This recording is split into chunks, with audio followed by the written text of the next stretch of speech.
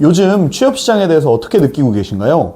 기업의 신입 채용은 사실상 경력직을 뽑는 자리가 돼버렸고 취업이 어려워졌기 때문에 동네 카페 면접에는 명문대생들도 지원하고 있습니다. 외국어는 기본이고 자격증까지 갖춘 인재들이 단순 알바 자리를 두고 경쟁하는 현실이죠. 예전에는 취업 문제가 단순히 노력을 안 하는 개인의 문제라고만 생각했는데 지금은 이게 진짜 사회 문제라는 생각이 들더라고요. 버지니아 대학교의 청춘 심리 전문가인 맥제이 교수는 이렇게 말합니다. 정체성 자본을 쌓으려면 무엇이든 행동하고 경험하며 치열하게 몰입해야 한다고 말합니다. 하지만 경력이 없는 생짜 신입들은 도대체 어디서 경력을 쌓아야 할까요? 이런 현실에 과거의 저를 포함한 20대들이 점점 의욕을 잃어가고 있습니다. 이 영상을 끝까지 시청하신다면 의욕을 상실하고 아무것도 하지 않는 것이 왜 위험한지, 그리고 이런 상황에서 어떻게 해야 앞으로 나아갈 수 있는지 지금부터 해결책과 제 경험들을 나눠드릴게요. 여러분 혹시 스티브 잡스의 유명한 연설 중에 커넥팅 더 다츠라는 연설을 보신 적이 있을까요?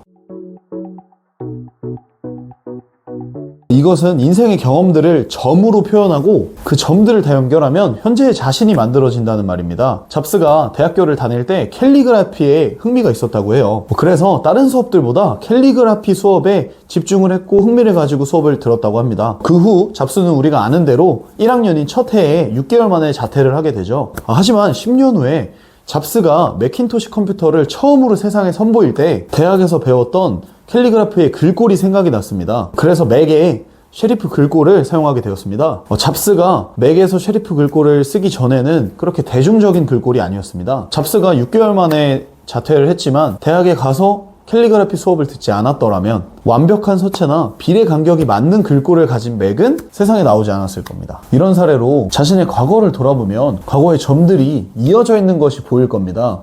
여러분들도 혹시 비슷한 경험이 있으신가요? 즉 무모할지라도 실행하고 행동한 도전들이 자신을 믿게 해주고 당신의 건강한 자아를 만들어줄 수 있기 때문입니다. 그런데 현실이 암담하다고 아무 도전도 하지 않는다면 당연히 10년이 지나고 20년이 지난 후에 과거를 돌아보더라도 유의미한 점이 없어서 선으로 이어지지 않았을 거예요. 저는 고등학교 때 농구에 빠져 살았고 자연스럽게 체대에 입학하게 되었습니다.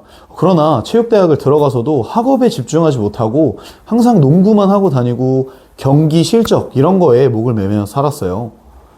그렇게 대학교 때 농구하는 게 재밌었고 대학교 4학년 때까지 농구가 좋아서 농구만 하다가 군대를 늦게 가게 됩니다. 그제서야 군대에 가서 나는 이제 어떻게 살아야 되지?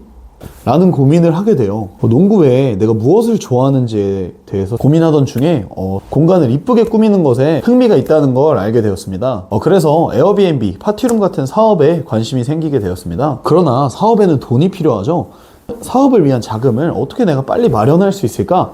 라고 생각하던 중에 제가 가진 능력 중에 돈을 가장 많이 벌 수 있는 건 농구 강사 프리랜서였습니다. 사업에 필요한 자금들을 남들에 비해서 빨리 모을 수 있었습니다. 이제 에어비앤비와 파티룸 사업을 하면서 프리랜서 강사를 이어가고 있지만 이제 와서 뒤돌아보니 아무 생각 없이 단지 농구가 좋아서 농구를 하다 보니 모으게 된 입상 성적들, 농구 지도를 위해서 취득한 자격증들, 그리고 군대에서의 고민의 시간, 그리고 에어비앤비와 파티룸이라는 사업의 경험이라는 점들이 결국 하나의 선으로 이어져 있더라고요.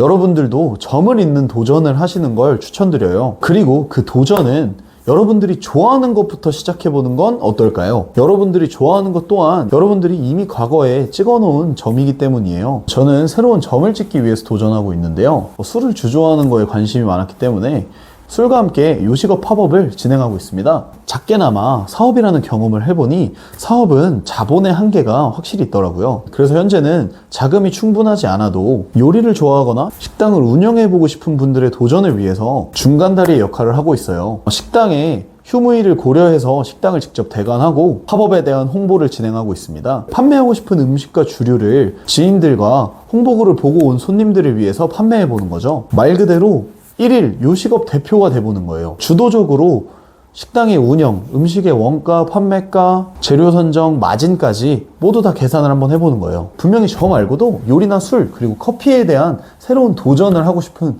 새로운 점을 찍고 싶은 분들이 있다고 믿어요. 그런 분들은 자금에 대한 부담 없이 저와 함께 새로운 도전을 해보는 건 어떨까요? 시간이 지난 후에 저희가 했던 이 도전은 여러분의 삶에 선을 만들어준 굵직한 점이 되어 있을 겁니다. 팝업을 함께 하실 분들은 댓글에 링크를 통해서 지원해주세요. 새로운 도전이야말로 미래를 위한 최고의 투자라고 생각합니다.